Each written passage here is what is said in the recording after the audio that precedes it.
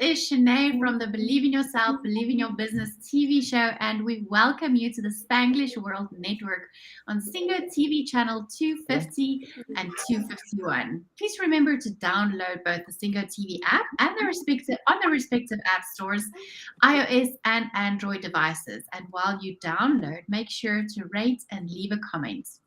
The app is free. Singo TV is also available on Google Chromecast, Amazon Fire and Fire Sticks, Roku and Roku Sticks, and all smart TVs since 2016 forward. And today we are hosting our friends Tomas and Domi. They recently moved to Mexico and had a beautiful baby girl. Welcome, Tomas and Domi. Thank you for having us here. It's such a pleasure. It's great to see your faces again. Likewise. It's been a while. Yeah, it has. Too long. Time flies. Yeah, it does. It really does. And you are almost going back to Slovakia for a while, but it's Yes. really great that you are here, that we can meet sometimes because you are in Mexico too. So this is really awesome. And we can be saying to Shanae that the weather here is amazing, and to CJ the weather is amazing. One day you can come here and you can enjoy Mexico. Yeah, I we didn't will get enjoy banned, Mexico. but still. Well, I got some. Yeah, it's really cold here which is supposedly sunny South Africa, but I'm getting very cold. We're moving into winter now, so. Oh wow! You should come to Mexico. Yeah. Yes. Let's Well, do I'll a plan family a holiday. reunion, right? Yeah. Let's meet in September. Yeah, that'll be great.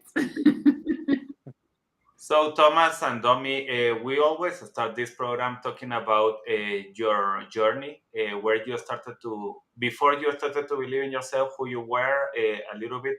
I know that you take this big leap of faith coming to Mexico, but before all of that, if we start to understand where are you coming from, if you want to share your story together or each of you, it's okay. So tell us a little bit of who you were before you started to believe in yourself. Right. So maybe you can start from your childhood, like a snapshot. No, even before we met, we were looking for something else that we could do because we were all both working. We just came out of school, like university, and we were working, and we were looking for something else to do. And the first thing we stumbled upon was MLM. Yeah, that was our journey together. But before that, I tried a couple more MLMs, the brokerage. Did a lot of things, and that's how we met. And then we quit that because we didn't see a future in there, and we didn't really like the product we were supposed to sell, and we didn't believe in it. So we found a job, and we started working in corporate, but we were still looking for something to do on the side to build our own business. And we started some businesses, we failed some businesses. It wasn't easy. That was our entrepreneurial beginnings together. Yeah. We started Amazon FBA, lost tons of money on it. Then we started doing something else. We failed that as well. And then we kind of transitioned into marketing because we always saw that when you want to sell your services or sell your products, you have to be able to market that. And we were starting to looking more and more into it. And that's how Thomas, it was a couple of years ago, started with Facebook ads. He's not doing it now, but that was the starting point and our entry point to marketing. And I was looking for something that I could do too and support him. That's how I started and got into copywriting. And I didn't really enjoy it. I didn't fall in love with it. But what I fell in love with was the different marketing systems, automations, and that's how I got into email marketing because I started looking around all these email build autoresponders and systems, and that's basically how I got into it. And then one friend approached me that he needed someone for his client because their system was a mess, and that's basically how we got the opportunity to work on very interesting projects that we would not be able to work on otherwise. Yeah. And last year, Tomas decided that we can do much more together. Well, it was a mutual decision. It was mutual. Like all big decisions were mutually done and decided. But yeah, we looked at pros and cons, whether we want to keep and pushing forward with Facebook ads, or we like both of us will do email marketing together. So it made more sense to go with email marketing as we got more experience working on bigger clients than I had with Facebook ads. And we also can help more people with email marketing. It's so underutilized. We see it so many times that people just don't send emails. And when we compare it to what we do with our clients and the results we see, around 20 to 40% of their revenue is coming from email, where the email is the last touch point, and people just don't use it. So that's why we love it so much, because there's so much potential. That's awesome. And then what were the businesses that you tried out that didn't work out? And how did you feel every time that it didn't work out? I mean, that's quite a thing. Yeah. So for you, it was more than for me. You had a couple more. Yeah, I had a couple more, but always for me it was okay. So I tried something. It doesn't end here. I just need to keep moving forward, and I will find something that I will love.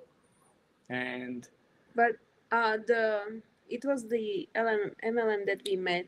That was the financial advisor thing. Yeah, I was doing that even after you left. Yeah, I left sooner, and then we had Amazon FBA, where we had a product on Amazon. We wasted a ton of money on it. Yeah, then we had Facebook ads for local businesses, like lead gen.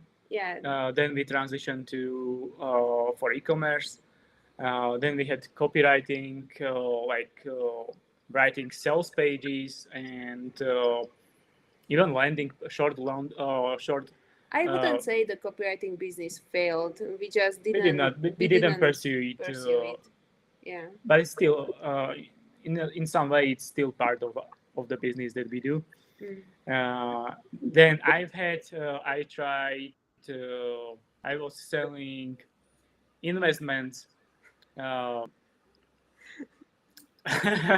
side sounds but I was selling investments on over the phone, cold calling list and trying to sell them the best deal of their life.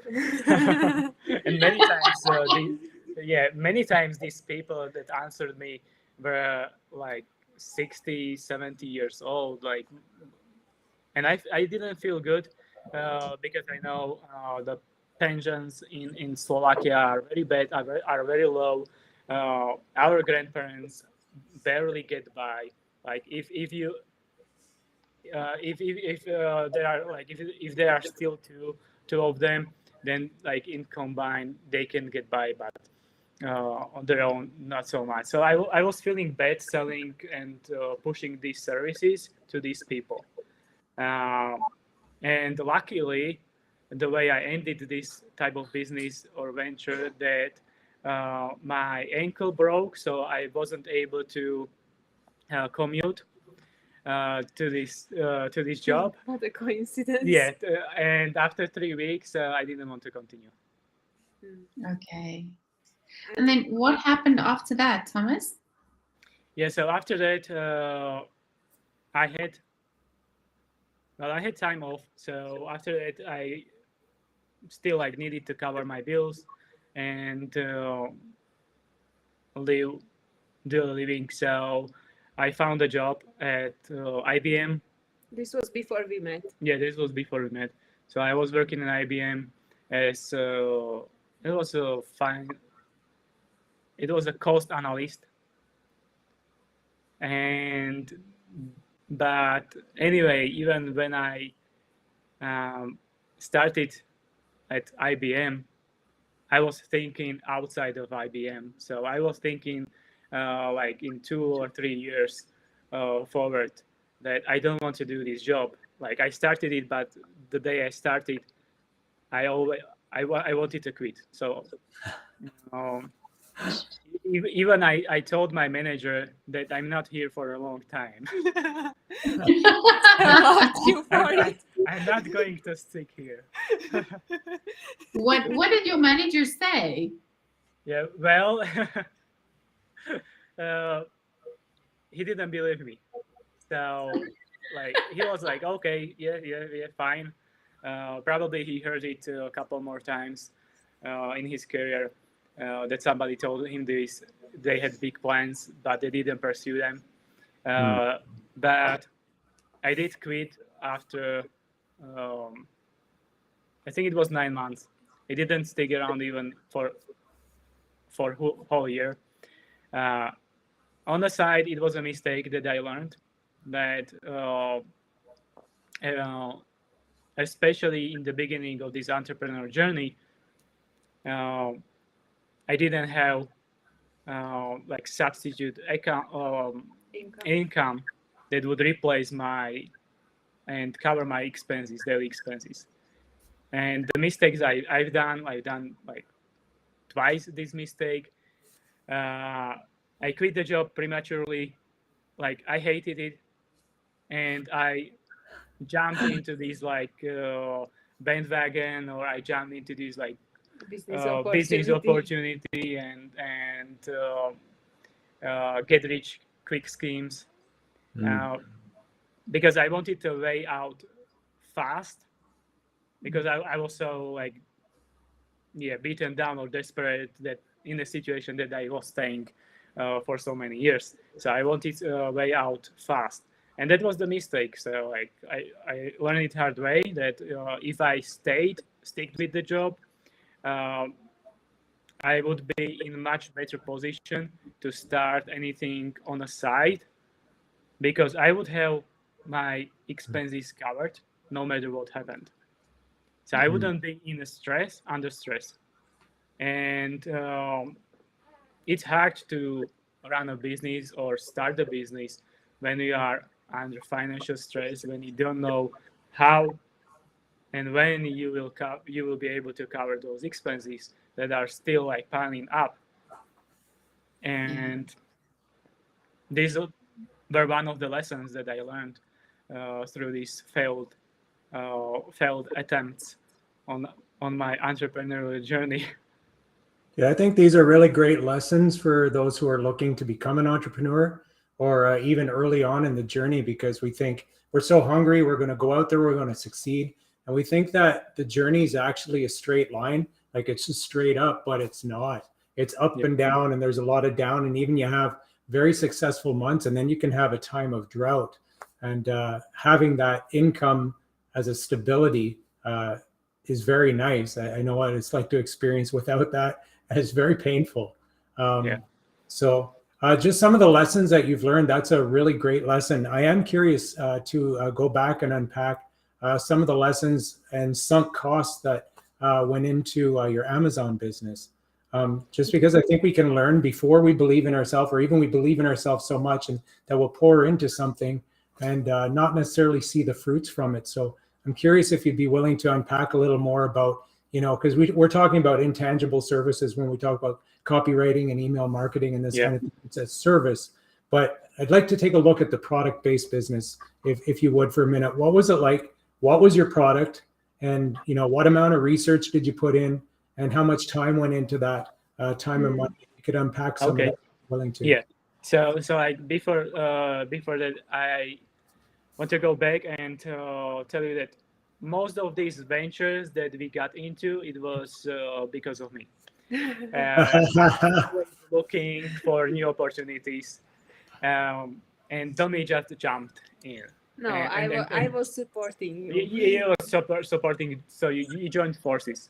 And when I found this Amazon FBA, I was all hyped up, hungry that yes, we can get it rolling. We find the winning product. It will sell well, and in the first month, after first month, we will be selling like $30,000 of worth of inventory. It was not the case. Well, you bought the first course that popped up on your YouTube ads. Yeah, I saw it as a message that like this is Well, not the but best. you know how ad targeting works, right? I discovered it later on.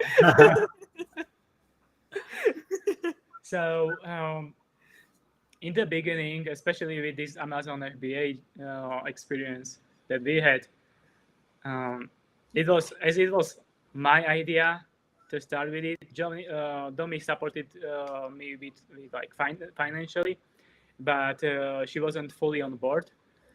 So like I believed in that in Amazon FBA, and she not so much. Like For me, the issue was that I I can't be confident if I don't know about the subject enough. I don't know if that makes sense. And I didn't know enough about Amazon FBA. Even though we watched the whole course, they gave us what we have to do.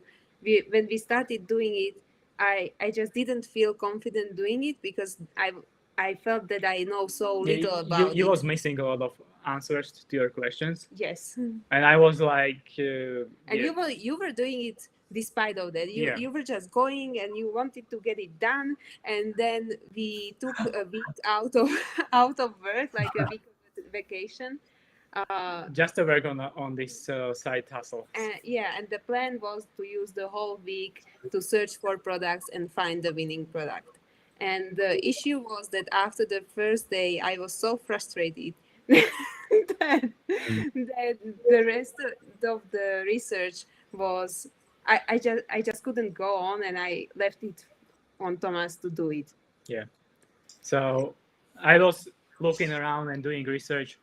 It's a lot of like manual and time intensive work, especially to find that winning product. So I was doing my best and trying to find the winner. We found a couple and decided to go with the posture corrector. Which was selling pretty well, but the market was already saturated, so it wasn't a good choice. Yeah. But at the same time, I didn't blame you because I didn't. If I would, I don't blame you for things I don't help you with. So, so I wasn't angry at the end when it failed. I wasn't blaming him. Maybe I was blaming myself for not helping enough. But I never blamed you for failing and that we failed that product. And we invested, I think it was $1,000 in the first course, and we outsourced the product. That was a couple of China. thousand for the product. I think 3,500. No, No. not that much. 2,500. I think it was around 1,500. And It doesn't seem like much, but we used everything that we had. Like the income in Slovakia is not high, and we like took everything that we didn't need for our expenses and we poured it into this product. And we didn't even have all the money up front. We were financing it month after month. So in the first month we bought something, then in second month we bought something else that we needed. And basically all our savings and everything extra that we had went into this product, and it took us, because first you buy the product, then you buy the ads on Amazon to show up in the Those are like hidden expenses that Yes. you don't expect necessarily like to upfront. deal with it upfront. So like ads on Amazon, then product listing, copy, photos. Like photos are very important, and those are not cheap if you want them to be done professionally. Yeah. And So did you guys courses, did you guys modify the product at all, or was there like did you source a product and make an innovation, or was it just like the same We kind of didn't. product? No. no, we, No. we didn't do any innovation. The only innovation was our logo. Okay. We made a lot of mistakes. As a label. The first mistake was the product choice. Then the second mistake was that there was not we didn't innovate anything, but that there was nothing to innovate on it really. So We didn't have resources to innovate. That's first, and we didn't have profit margin. Like those margins were very thin. And after we started advertising, running ads on Amazon, we figured that we are barely getting anything Return, from yeah. any return with the product. And our competitors, they had been already pushing the product like very fiercely and cutting prices down. They had more reviews, and reviews mean a lot on Amazon. And quick question, Thomas. Found it out. Thomas, when you start to think why you were like always looking for creating your own entrepreneurship, can you remember a moment, or maybe your grandpa, anybody in your family that was entrepreneur that was like pushing you to think like, yeah, I want to have that? What was your like role model? Why you were looking for that and not staying like in a job that you can have safety and all those things that it's supposed to have? Yeah, so I didn't have any role models when I was growing up. For quite some time, I thought that my parents were rich until I realized they were broke all the time. Although they were entrepreneurs, they still kept that employee mindset and scarcity. And I think the scarcity is was the biggest trigger for me. I didn't want to feel that we don't have enough.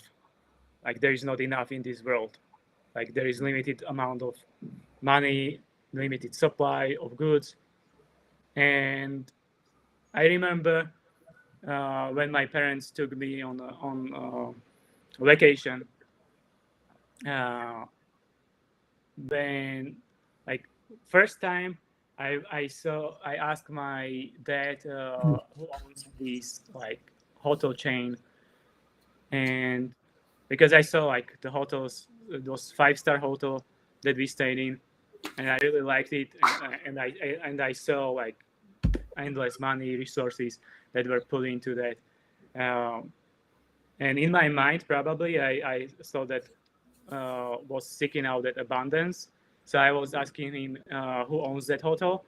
That it will be like hotel owner, some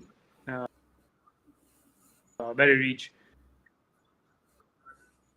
so to own hotel chain like this guy. And What age was that? I don't know, like they thought it's like the kids' dreams. So I don't think they put much attention to it. But whenever we were on a vacation, I was always wanting to buy big things. Like I promised my dad to buy him Lamborghini, my mother to buy diamond ring. I wanted. How old were you? Yeah, like probably 7, 11 years old, and so I wanted to buy and like these things that only in my mind like rich people and successful people could afford. And then I had we were watching a TV series. It was called JR Dallas. So maybe some of you remember that. And J.R. Ewing, a huge oil magnate, he had like beautiful estate and his like big family, and he in my mind he was successful, and I wanted to be like him. So I didn't know how to achieve it, but I asked my father like how come he's so rich, like, and he told me, well, he's an oil magnate, so he got like oil wells and he's selling oil. So I wanted to find oil wells, and I don't. It's I'm imagining Imagining it. it. That I was digging holes in my grandparents' backyard to find oil because I wanted to extract oil so we could be rich. But I don't know who inspired me. Like But that's people. that part of what is happening to you is, and it's what I am looking at. It's like you were like, I have to succeed, I have to succeed, and you have had that mindset all the time, even when you don't know how, but you have been looking for different ways. So in the middle, when you were doing different entrepreneurships that didn't work, how you continue pushing yourself to see, I am going to succeed, even if it's not this one, it's going to be the next one. How you were thinking about that, and thinking like, okay, this is a failure, but I am not the failure, it's just the idea. How you were thinking behind that? Yes, I think there was no other option. exactly. We got so deep into that we spent so much resources, so much time, effort, and even persuading not just ourselves but others that we will achieve it. But also in our minds, we saw the life that we want to be living, and it wasn't congruent with the life that we were living, and it just didn't let us quit.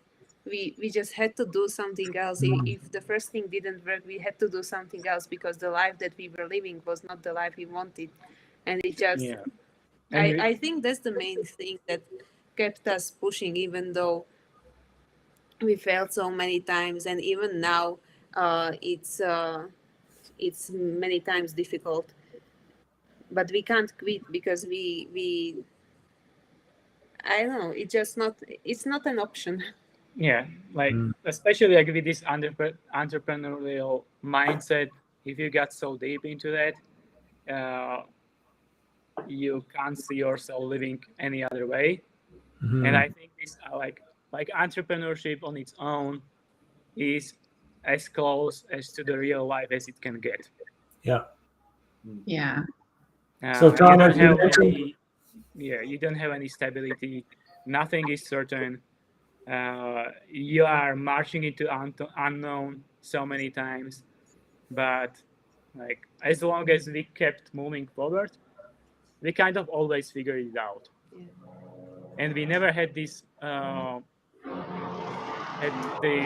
attachment to money that oh my god, we now invested 5,000 or 10,000 or we already invested when we counted, I think it's 40 over 40,000 dollars throughout our journey that we are together, that we already invested, but we don't look at it like it's wasted, it's gone, because we know it takes just one client, it takes just one email, it takes just one contact, and everything is erased, everything is history.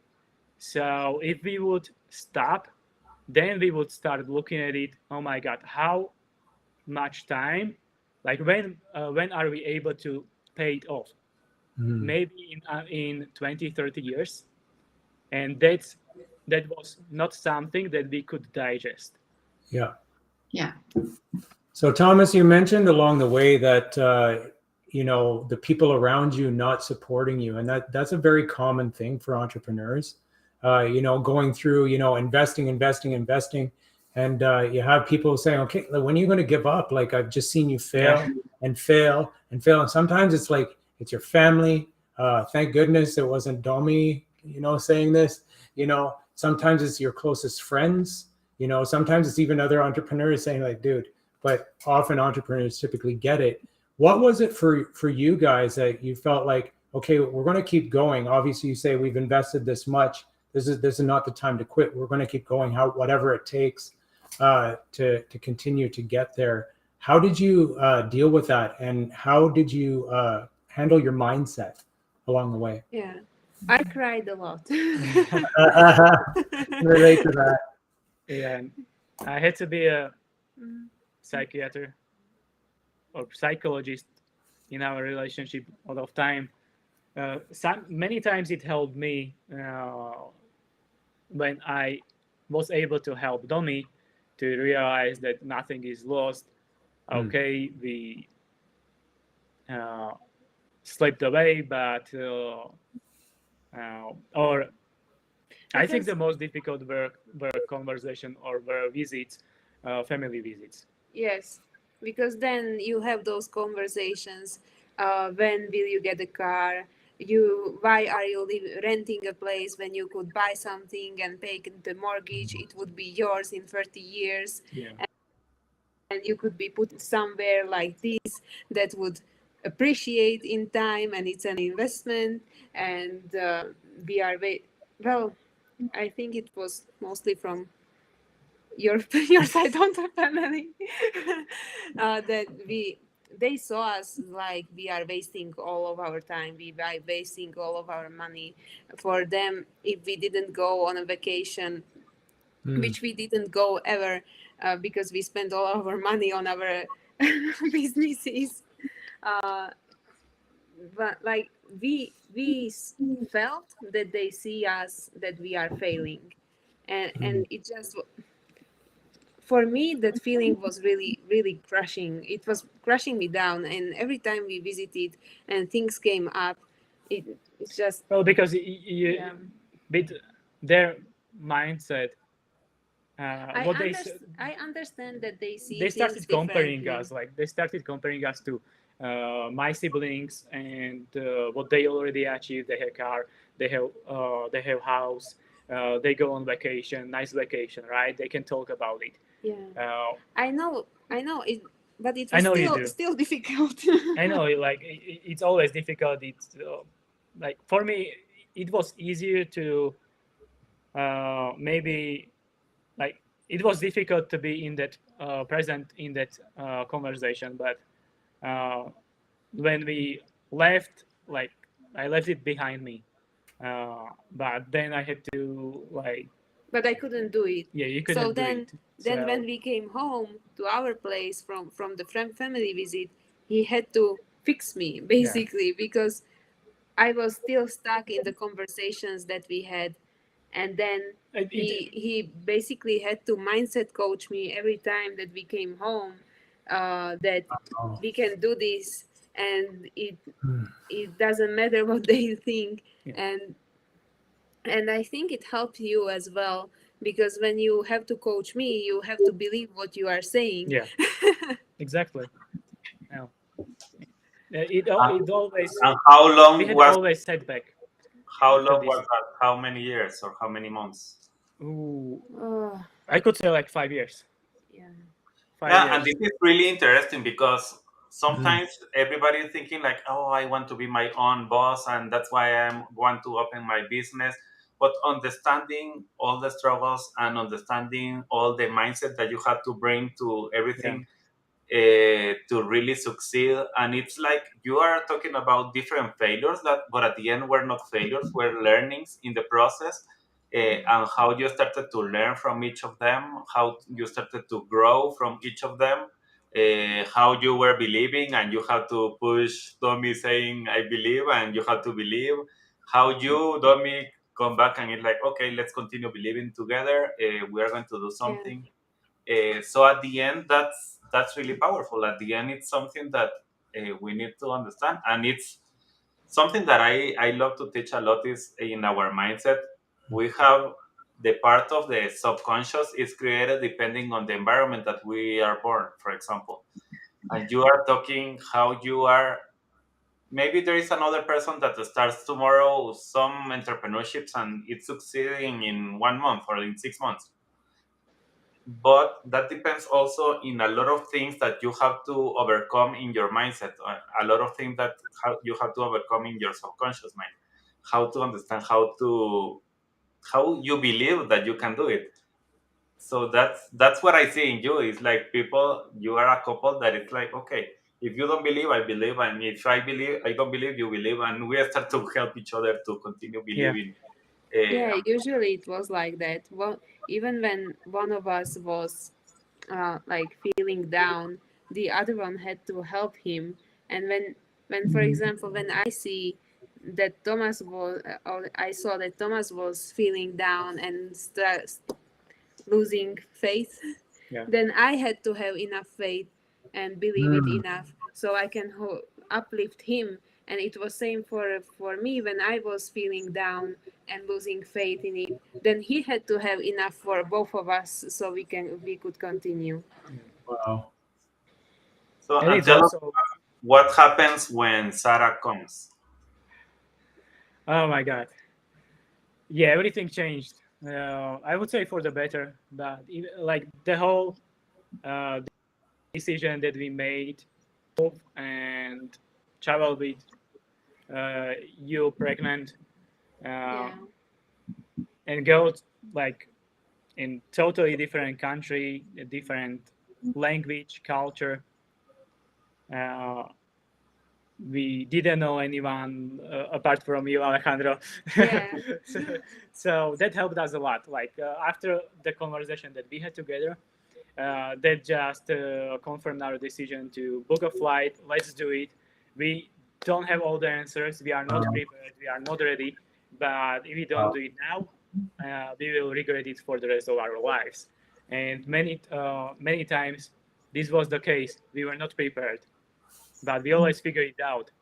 And we were never ready. And I think it's part of the journey. Yeah, like if you try to be ready, you will never get on the road, get on track. Like you will never start. And we learned it maybe in the last year or two that we need to keep moving forward. We don't need to know everything. And when Domi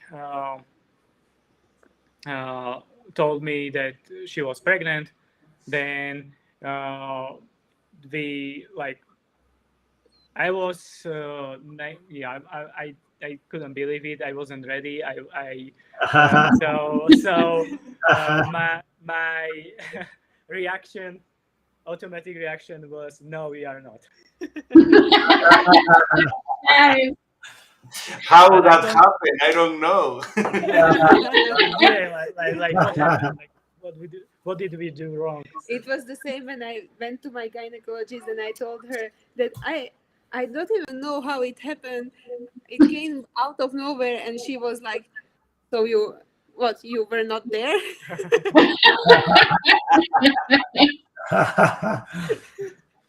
Yeah, but this made us think about our lives more strategically. Hmm. Whether we want to live the way we lived for so long, or we will do something about it. So we needed the change, but to change, you need to change. Hmm. And uh, it was painful, and we were scared. Like the night before the night before the flight, both of us were crying. Um, Yeah. and I don't cry a lot, but Domi saw me crying a couple of times already. I think you are the only one who saw me crying. And we cried. Yeah, we cried for a long time. But Because it was scary. it was. But I think now I believe this was the hardest decision that we made, but also the best one. Yeah. Uh, like Grant Cardone always says, like you need to start. Yeah, you need to have and create bigger problems for yourself, and so you can grow. We don't change with small problems. We don't grow even as a person, as individuals. We don't grow if we don't challenge ourselves. And we knew, like, what's the worst that could happen? Like, the worst would be we would need to go to Alejandro and ask him humbly if we can stay at his place. That's the worst thing that could happen. Probably, even if we stayed under bridge, like the weather here is nice, so we wouldn't freeze. Oh man. And so we went with that. Like, really, like, what's the worst case that can happen, and what's the best case that can happen? Like, we will give birth to a healthy child. She will have a new passport, so like she will have dual citizenship. Like, imagine that. Wow. And like she will have opportunities that we couldn't have, and we didn't have. And yeah, like, we traveled to a different country, gave birth here with language barrier, uh, still dealing with bureaucracy, but we are figuring it out, and we knew that we had to change the environment, be surrounded with different people, different mindset, uh, see, like, not being surrounded by scarcity. Mhm. We saw it everywhere back home, and for you it was very depressing, and for me it was like I felt inside that I was like my like soul was screaming. I was in a cage and I couldn't get out, and I knew how to get out, but I was Wow. scared to do it. But I knew that if I don't do it, I would suffocate. Wow. Wow.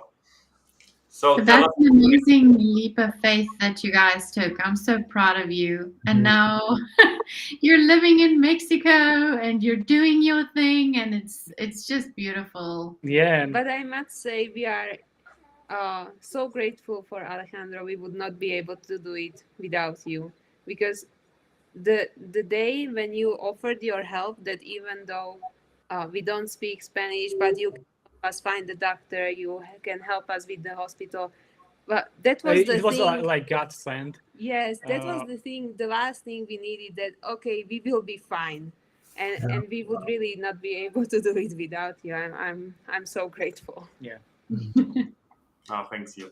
At the end, it's more you. It's all your leap of faith. Everything that you are doing, it's amazing. And tell us a little bit how is happening right now with your business. What are you doing? How is working the everything in the email list? So this is really awesome, and really your story is so inspiring that I am grateful for having you here. Yeah, it was challenging, especially after Sarah was born. We and moving from one Airbnb place apartment to another, like month after month. It was very challenging, and we are just finding out how to navigate like this parenthood, business, like entrepreneurship. Uh, and in the beginning, like for a month, we were barely being able to service our current clients, and we didn't find time, didn't find energy to look out and reach out to new clients, help them with their email list.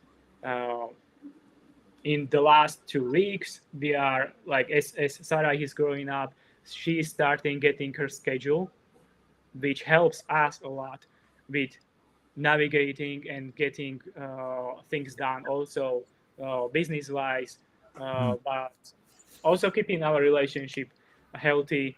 It's not just about the baby, and for us, family is very important, but it never was about the family, just about the family. Like, you need to think outside your family, because that's very short term. Um, so we are now getting back to creating regular content regularly, showing up on video, on camera. We are including Sarah as well because we found out if we would keep her in her room or in her bed and she starts crying, it can happen anytime, then we would get disturbed and we would stop, like we would maybe never do it. So she's part of us, who we are, our business. So why don't we include her?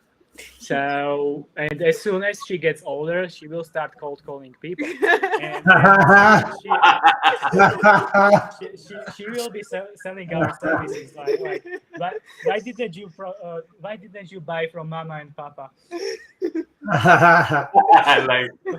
like Sabrina, right? I love it. Yeah. Like Sabrina. Yeah. So it's challenging, but I think we are finally getting back on track. She will be 2 months old now. Luckily, it took us just 2 months to figure it out. yeah, I heard stories that moms for 2 years, especially when they were moving from place to place, were unable to like start any job, start any business. They were just taking care of baby. I think with us, not just with the business, but with the baby, taking care of baby, we have each other. Yeah. We don't have our family, our relatives to help us babysit. But I think this is the blessing of having business that I can be with Domi and with Sarah all the time when they need me. And I wouldn't have this, or we wouldn't have this, if we are still working at our corporate job. Yeah. We would have stability, comfort, but still like huge uncertainty. Anything could happen, and we would, yeah. I think this freedom, this choice that we have to travel, to support our and service our clients from all over the world, choose the living and lifestyle we want, not just for us but for Sarah, is I think the biggest gift.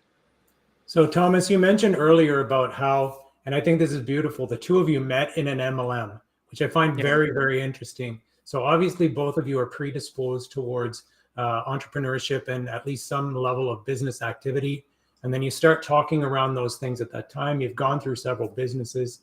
How important would you say is the strength of your relationship in the midst of all of the chaos of life? You know, obviously it's in doing business, it's in the ups and downs, it's in the failures, it's in the challenges, it's in, goodness sakes, like it's moving across the world to Mexico. How important is the strength of your relationship? And maybe if you have one or two tips that you might say to couples who are doing life and business together. Well, I think it's everything. Yeah. We wouldn't be where we are if we wouldn't be together. No, we wouldn't be together. Like if just one of us believed in this entrepreneurship, in the business, in long-term thinking, and like all these big things that you don't get for a long time, they will come, but you will not enjoy them for a long time. If just one of us believed in that, we wouldn't be together. But I also believe if we wouldn't be together, we would not be where we are today. Yeah. I would not be able to do this without Tomas, and I know that you would not be able to do it without me. No. I'm not meaning it in a wrong way. It's just as it is. We would not be able to do this without each other because we complement each other. Sometimes when I'm failing or in things that I'm not good at, he's good at it, or he will take care of it and take responsibility, and vice versa. So I believe we complement each other pretty well. And the tip I would give or advice is conversation. Yeah, Absolutely. Yeah. Like communication is key, is crucial, and having or being able to solve and have tough conversations Yes, Wow. is because we had many difficult conversations, and and each time after uh, solving or having this tough conversation became stronger. yes, So not just as individuals but as a couple. Mm. and we don't fight, but if we have these difficult conversations, we have a rule that we don't leave until Yeah, we don't it's leave room. resolved. So even at the beginning it was different because we were maybe, it was not fighting, but for me it was really difficult to deal with all those negativity and all the doubt that was coming from your side of Yeah, the family, no support then. and no support and so on. And so we had many conversations about that, and I well, that's when we established this rule that unless we resolve this issue, we are not leaving the conversations hanging, and we are not going to bed like when we are still in a fight or something. I love that. I love that. Thank you so much. That helped us a lot. Yeah, and it's Mhm. many times it's uncomfortable, especially in the beginning for me.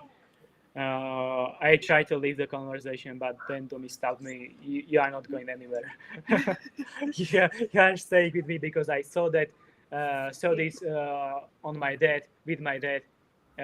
Anytime he had difficult conversation with my mom, Yeah. he left. And Like nothing got yeah, resolved. I and saw that that approach wasn't working. So the first time Thomas tried to do it, I stopped him right away. yeah, and So since then it's always difficult, but it's easier to deal with these tough conversations because we already went through so many. Yeah. Mm. Mm.